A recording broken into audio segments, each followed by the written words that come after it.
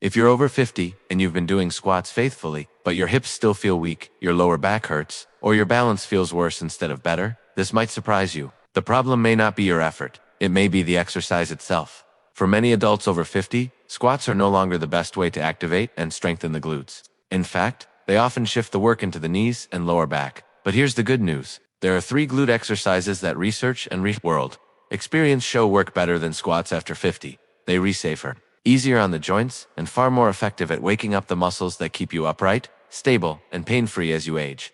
After 50, the glute muscles quietly weaken if they're not trained the right way. This isn't just about appearance or strength. The glutes are the body's main stabilizers. They protect your knees when you walk, support your lower back when you stand, and keep your hips aligned so you don't lose balance or fall. When glutes go dormant, the body compensates. The knees take more load. The lower back tightens. Even walking upstairs becomes harder. Squats were once a great solution, but aging joints, reduced ankle mobility, and stiff hips often turn squats into a knee-dominant movement instead of a glute-dominant one. Many people over 50 notice that squats cause knee pain or back stiffness, yet they're told to push through. That advice often backfires. Studies on muscle activation show that when form breaks down, squats stop targeting the glutes effectively. Instead, the quads and spine take over. This is why many older adults squat regularly but still struggle with weak hips, poor posture, and instability. The solution isn't more squats. It's smarter glute training. The first exercise works better than squats because it isolates the glutes without stressing the knees or spine. It's called the glute bridge. When done correctly, it activates the glute muscles more directly than most standing movements. You lie on your back, knees bent, feet flat on the floor. From this position, the spine is supported, the knees are protected, and the hips can move freely. As you press your heels into the floor and lift your hips, the glutes are forced to do the work. What makes this exercise powerful for people over 50 is the ability to focus on muscle activation instead of balance or joint strain. Research shows that glute bridges produce high levels of glute muscle engagement while placing minimal stress on the knees. That's exactly what aging joints need. When performed slowly, with a pause at the top, this movement retrains the brain to reconnect with the glutes, which often go offline after years of sitting. Many people rush this exercise and miss its benefits. The key is intention. As you lift your hips, imagine squeezing a coin between your glutes. Hold for 2 to 3 seconds at the top, then lower slowly. This slow tempo builds strength safely and teaches the nervous system to fire the glutes before other muscles take over. Over time, this translates to better walking mechanics, stronger hips, and less lower back pain. What's especially important is consistency. Even 2 or 3 sets a few times a week can significantly improve hip stability within weeks. Older adults who practice glute bridges regularly often report better balance, easier transitions from sitting to standing, and reduced discomfort in the knees. This is not a beginner exercise, it's a foundational one, especially after 50. The second exercise goes a step further by training the glutes in a functional real-life movement pattern. It strengthens one side at a time, which is crucial because most people over 50 develop imbalances without realizing it. One hip becomes weaker, leading to uneven walking and increased fall risk.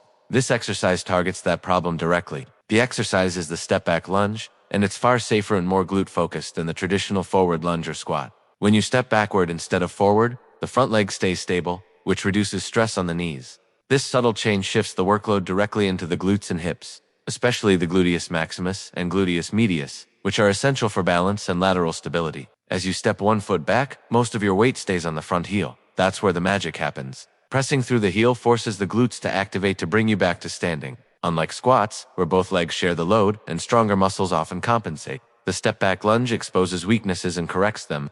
This is incredibly important after 50, when muscle imbalances are a major cause of joint pain and instability. You don't need to go deep or add weights. In fact, shallow depth with control is far more effective. Lower slowly, keeping your chest tall and hips square, then drive through the front heel to stand back up. This controlled motion protects the joints while strengthening the muscles that actually prevent falls. Studies on unilateral training show improvements in balance, coordination, and walking speed in older adults, even without heavy resistance. Many people notice something interesting after just a few sessions. Daily activities like climbing stairs, stepping off curbs, or getting out of a car feel smoother and more stable. That's because this movement closely mimics real life. Squats rarely prepare the body for one-leg stability, but step-back lunges do. They train the hips to stabilize the pelvis, which reduces strain on the lower back and knees. The key is volume, not intensity. 2 or 3 sets of 6 to 8 slow repetitions per side is enough. Rest between sets and focus on quality. If balance is an issue, holding onto a chair or wall is perfectly fine. Safety always comes first, and stability improves quickly with practice. The third exercise is often overlooked, yet it may be the most important glute movement for people over 50. It targets a muscle that squats almost completely miss. But that plays a huge role in hip health and injury prevention. This muscle keeps the pelvis level when you walk, stand on one leg, or shift weight from side to side. When it's weak, the knees collapse inward, and the lower back compensates. This exercise is the side-lying leg raise. At first glance, it looks simple, almost too easy. But when done properly, it delivers a powerful stimulus to the gluteus medius, the deep hip stabilizer that protects your joints every time you move. Weakness in this muscle is strongly associated with knee pain, hip arthritis, and balance problems in older adults. To perform it correctly, lie on your side with your legs stacked and your body in a straight line. Slightly bend the bottom knee for stability. Keep the top leg straight, toes facing forward or slightly downward, not upward. Then slowly lift the top leg just a few inches and hold briefly before lowering with control. The movement should be slow and deliberate. If you feel it in the front of the hip or lower back, the form needs adjustment. What makes this exercise superior to squats is precision. Squats rely on multiple joints and muscles working together, which is great for younger bodies. But after 50, isolation becomes a strength, not a weakness. By directly targeting the hip stabilizers, side-lying leg raises, correct faulty movement patterns that lead to pain and injury, over time, this improves walking mechanics, reduces knee strain, and enhances balance. Research on hip abductor strengthening shows significant reductions in knee pain and improvements in functional mobility in older adults. Even better, this exercise requires no equipment and can be done at home, making it easy to stay consistent. Consistency is what changes the body, not intensity. When these three exercises are combined, they create a complete glute strengthening system. One retrains activation, one builds functional strength, and one restores stability. Together, they address the exact weaknesses that make squats less effective after 50. The key to getting real results from these exercises is not doing them every day or pushing until you're re-exhausted. After 50, recovery matters just as much as effort. These muscles respond best to consistency and control, not strain. A simple approach is to perform this routine 2 to 3 times per week, leaving at least one day between sessions. This gives the muscles time to rebuild and get stronger without irritating the joints. Start with glute bridges to wake the muscles up. 2 to 3 sets of 8 to 12 slow repetitions is enough. Focus on the squeeze at the top and controlled lowering. Next, move into step-back lunges. Perform 2 to 3 sets of 6 to 8 repetitions per side, using support if needed. Keep the movement smooth and stable, and stop well before fatigue affects your balance. Finally, finish with side-lying leg raises.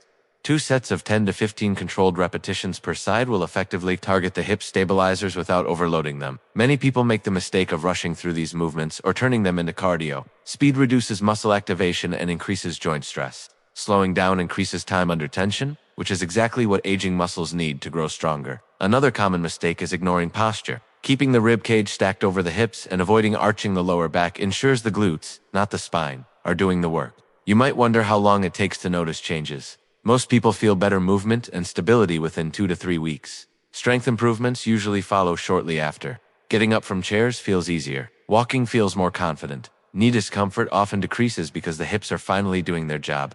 These are the signs that the exercises are working. It's also important to understand that this doesn't mean squats are bad. They just aren't. The best starting point for many people over 50. Once glute strength and hip stability improve, some people find they can return to squats with better form and less discomfort. But the foundation must come first. Strong glutes protect the entire lower body. The real goal here isn't bigger muscles. It's independence. Strong hips help you stay active, prevent falls, and protect your joints, so you can keep doing the things you enjoy. That's why choosing the right exercises matters more than following outdated advice. When you train the glutes correctly, the body moves the way it was designed to move. Pain decreases, balance improves, and confidence returns. These 3 exercises work because they respect how the body changes with age, instead of fighting against it. If you're over 50, the most important thing to remember is this. Your body isn't broken. It just needs smarter movement. Strength doesn't disappear with age, but the way we build it has to change. When you focus on exercises that respect your joints and activate the right muscles, progress becomes safer, faster, and more sustainable. These 3 glute exercises work better than squats because they meet your body where it is today. They restore muscle connection, improve stability, and support the joints that carry you through everyday life. You don't need heavy weights, complicated routines, or painful workouts to stay strong.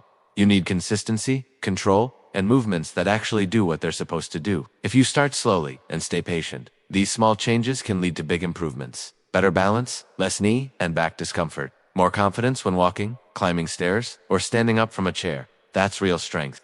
The kind that helps you stay active and independent for years to come. If this video helped you see exercise differently after 50, take a moment to like it and share it with someone who could benefit. And if you want more simple, science-backed ways to stay strong and mobile as you age, make sure you're subscribed so you don't miss what's coming next.